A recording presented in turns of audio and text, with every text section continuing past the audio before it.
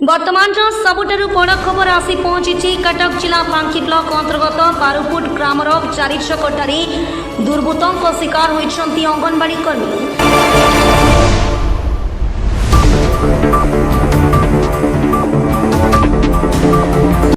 आमे पुणी थे कही रखुचु वर्तमान सबुठारु बड़ खबर आसी पहुंची कटक जिला बांकी ब्लॉक अंतर्गत बारुपुट ग्रामर 4 छकटारे दुर्बृत्तों शिकार होइछंती अंगनवाड़ी कर्मी।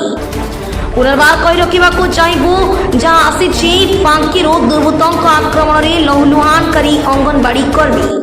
जहाँ खबर मिली निकटस्थ अनुआरी ग्राम में अंगनवाड़ी कर्मी भाव कार्यरत थे। ए काम बांकी जीवा बाटरे किसी दुर्बृत्त आक्रमण करते महिला जंघरे आक्रमण होता सूचना। स्थानीय जनता खोर्धा मेडिकल नहीं सूचना।